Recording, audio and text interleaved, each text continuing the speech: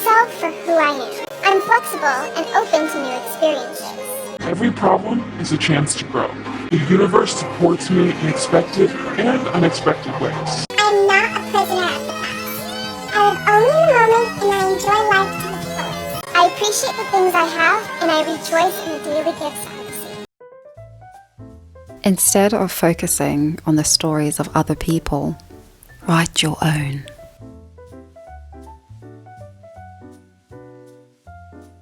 Salutations and welcome back to my channel. My name is Kadology and I make videos about anything and everything to do with modern society. So in the spirit of this time of year, I should wish you a Merry Christmas and a Happy New Year.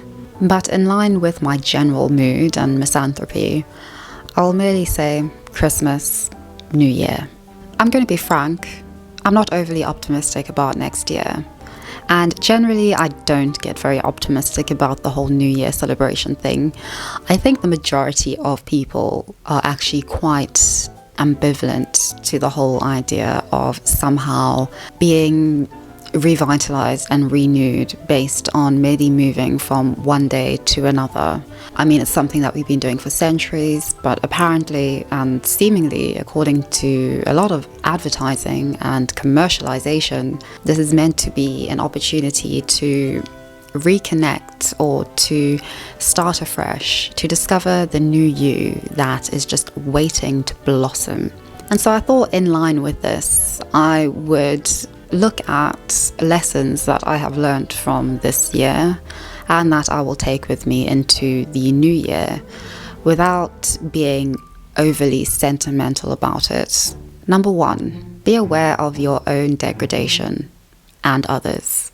I would put this in line with a question, that is, what book traumatized me most this year? And I'd say that it's Dostoevsky's Notes from the Underground, or Notes from Underground, which was dialogues, or the internal dialogues, of an alleged aristocratic genius who was able, due to an inheritance from some late aunt, to retire at the young age of 40 and bury himself in a cave full of art and literature and all things hedonistic, because he didn't care and was lucky enough not to care. And I think that's also just one aspect of being very pessimistic about things. It's quite easy to be pessimistic about everything, which I am, but it's also a very privileged position to be in, because being pessimistic means that you've had the leisure time to really think about things. You've had the time to consider the world around you. You've had the opportunity to turn into Arthur Schopenhauer, and Schopenhauer's life was pretty leisurely, very leisurely in fact, and full of lots of women, surprisingly, especially with that haircut. And I think that's definitely something that I personally reflect on and personally need to be more aware of, and something that I think in general people could definitely be more aware of, especially now in which we are all on social media, and comment sections are a very intriguing place to really see how leisurely we do have it, in the sense that we are able to critique other people, we're able to critique other creators, we're able to critique news articles, information, people's vlogs, their appearance via things that they post. And that is quite a privileged place to be in. And I think it's very easy to see those of us on the outside who are sitting in our ivory tower critiquing and looking at other people, looking at what they are doing and giving our 2 cents about it, to perceive ourselves as outsiders or to perceive ourselves as being on either the moral high ground or on a completely different ground, which makes us highly unrelatable and quirky or edgy. And I think it's important to just realize something that this book really hit home, which was the following. Let me explain. The pleasure came precisely from being too clearly aware of my own degradation, from the feeling of having gone to the uttermost limits, that it was vile, but it could not have been otherwise, that you could not escape, you could never make yourself into a different person, that even if enough faith and time remained for you to make yourself into something different, you probably wouldn't want to change yourself. And even if you did want to, you wouldn't do anything because, after all, perhaps it wasn't worthwhile to change. And I think that hit me because it really emphasized, at least my interpretation of it, really emphasized how it's important to self-reflect on yourself, on just who you are and what you project of yourself into the world. But it doesn't necessarily mean that changing is worthwhile. I'm constantly told to be more optimistic, to be more hopeful, to realize how privileged I am in terms of being able to be so cynical about things. And to that I say yes. Yes, I do agree, and I can definitely be far more self-aware about the fortuitous situation which I find myself in. But being more optimistic is just not worthwhile. And it is because you can't make yourself into a different person, especially with this whole emphasis in the new year about forming resolutions, about having resolutions, about becoming better, about improving on yourself and on your quality of life. There is really no such thing. And I think that this is really something that is very topical insofar as we are living through very precarious and very exceptional times. And because of this, there is this emphasis to be more optimistic, to appreciate life, to appreciate your time more. And I think, yes, that is important, but that doesn't mean that you're going to completely transform as a person. You can't escape who you are or your human condition. And so I think accepting it is a good idea, accepting your degradation and also that of others. I would say that the second thing I learned was, this is a sick, sad world. Well done for surviving. But don't get cocky about it because you are the world. Let me explain. I was perusing the internet, as I sometimes do, and I came across this intriguing looking human. And I was convinced that this was a human called Michaela, or Little Michaela. And I saw that she had Spotify, and so I listened to some of her songs, and they were interesting. Something that I might listen to if I was one of those people who went to the gym and needed something to pump me up. Regrettably, that's not the case. And then I just went a bit deeper into who Michaela really was. And Michaela is associated with this phenomena of virtual influencers who are increasingly garnering a lot of attention on TikTok and on platforms where very impressionable audiences are the main target demographic. And I was very intrigued to see how much money Michaela inevitably is making and how unwittingly successful she's become, because she's not real.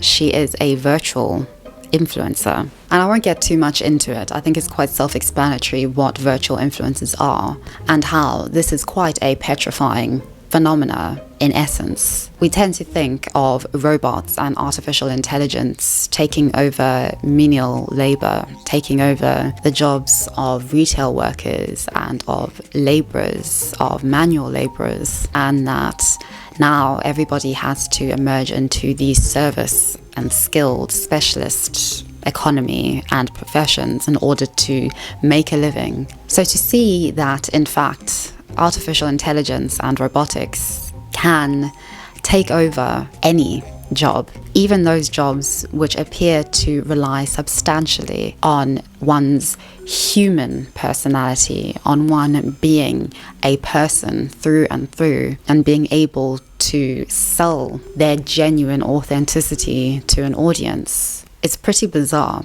and makes me quite unoptimistic for the future. But hey, I mean, that's what this video is all about.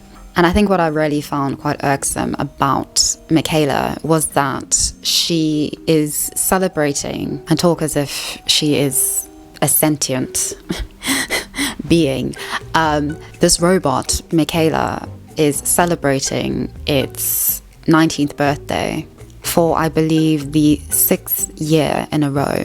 There are a lot of obvious things wrong with robotics, but one of them that I think is quite wrong is its implication that it is aspirational, firstly, and aspirational in the sense of maintaining youthfulness. A robot is ageless. It remains 19 for 6+ years. A robot is perfect.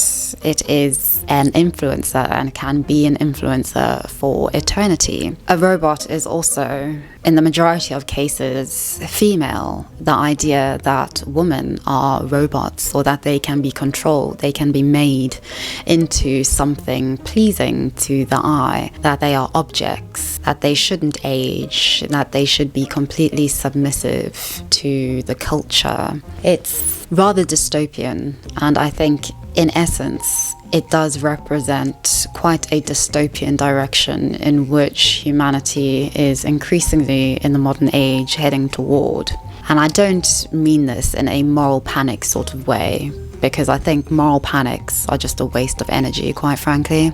I think it is just more so a reflection of how reality and our present age is becoming so sick and so sad that we are increasingly looking to the virtual spaces, to outer space, either in phallic-shaped spaceships, my name is Jeff. Or virtual gaming, or in books, in fantasy, in cosplay, in communities online. And increasingly online is being perceived as reality. Parasocial relationships are taking over at a substantial rate. The moral expectations placed on influencers is astronomical. They are perceived as the moral overlords of our age. They are scrutinized with the same kind of intensity as Dumbledore and Gandalf in terms of their character. I think all of it just represents how sick and sad our world is. And it's not necessarily something that anybody is going to be,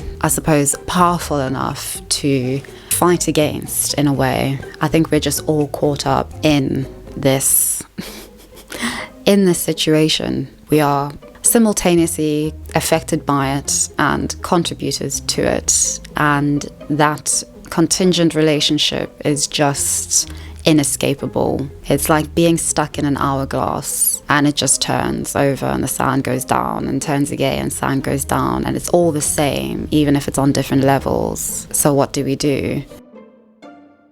So I think that is something that I have been becoming more aware of, sort of seeing these things and seeing the likes of Michaela and how she is what I, and at least according to the comments under her TikTok, so many young females are aspiring toward and are meant to be aspiring toward. And this idea of being ageless, of looking post-human and of being post-human and of aspiring toward that is going to pose quite a significant problem in the future if I am going to look at the new year and beyond. One thing that we need to accept is that we are going to age and we are going to get old. And I feel increasingly people aren't so much afraid of death in as much as they are afraid of looking old and of aging. Live fast, die young. I got a comment on one of my videos which said to me that I looked like Brigitte Bardot. I was intrigued, firstly because I had never thought of that, and I thought, wow, thanks. And I still say thanks. And I went online a few days ago and just looked up some pictures of her. It was interesting because I could only find photos of her as a young teen and as a woman in her young 20s and as a sex symbol. You would think that she isn't still alive, or you'd think that she died when she was in her early 30s. because there are hardly any photos that you can find of her now. You can't find anything because I realized that she's actually still alive. You know, when you think of Bridget, do you think of the sex symbol who's 18 years old? Or do you think of Bridget as a mortal human being who is inevitably aging, who is a mother, a wife, a grandmother, a person with cells that are transforming and dying and revitalizing themselves? And it's just bizarre, quite frankly. And I guess in a way it makes me quite scared for aging. That idea of being completely erased in favor of an attempt to immortalize my youth, just in myself especially. That idea of being so completely trapped in this need to remain young, in this need to be Michaela. So yeah, there's something to take into your new year. Lesson number 3, life without her would be death. I think this has been both an exceptionally wonderful and also quite frustrating realization for me. The realization that in order for life to be of some kind of substance and of some sort of meaning, other people are regrettably needed. And this is a problem. Our age is very interested in this idea of self-love. And it is something that I personally am very unamused by. And I think I'm unamused by it because I do not love myself. And the idea of loving yourself seems very foreign and very peculiar to me. But I think from an analytical perspective, I can definitely see its appeal.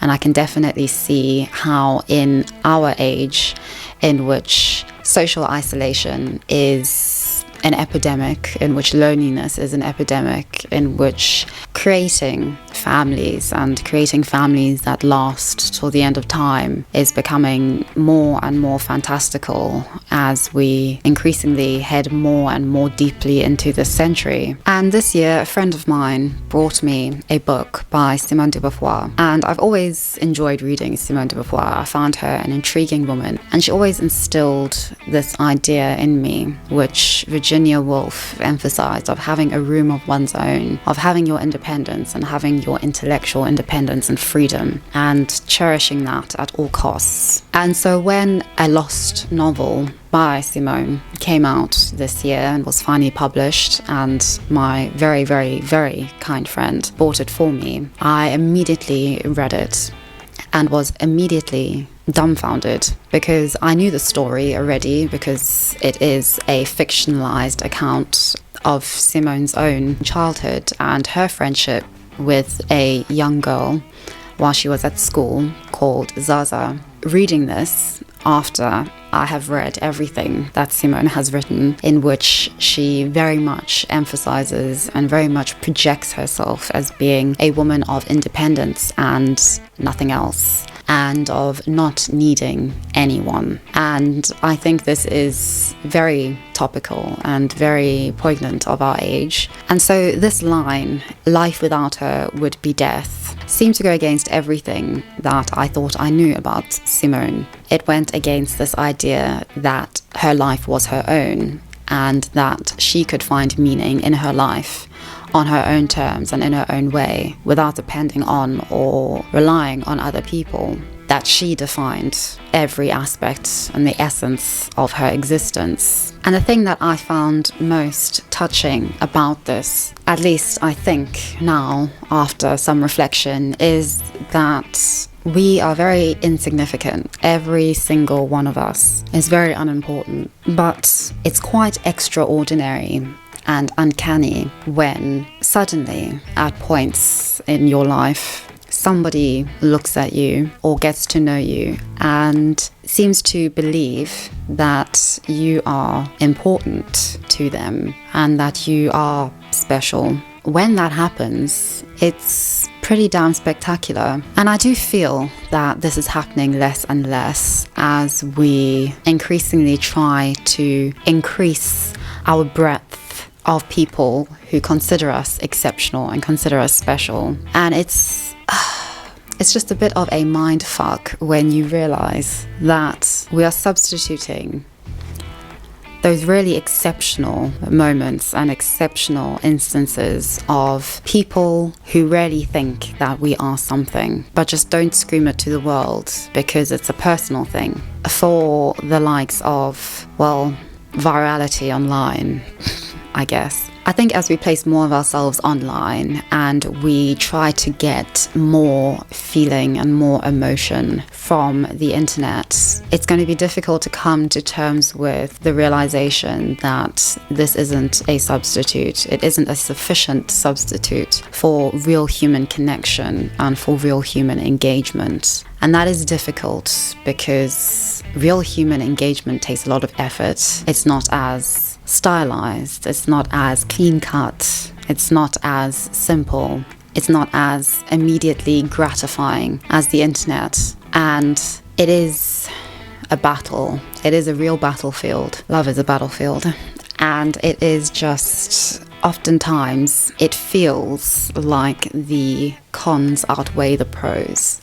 And I think they do, but I also think that there's such value in those pros. They may not be valuable in quantity, but in quality, I would say they do, and that they are. And it would be interesting to see, I guess, if we are, as a modern age, able to somehow reconcile the seeming progress that we're making in the direction of virtual existence, of our online presence, of doing everything online, of working increasingly from home, especially in the age of our lovely friend, the big Rona, and whether that actually does prove an effective substitute to so much of what we have lost. I don't remember the last time I actually hugged someone, like properly hugged someone, and I'm definitely not the only one there. So I do look forward to starting this conversation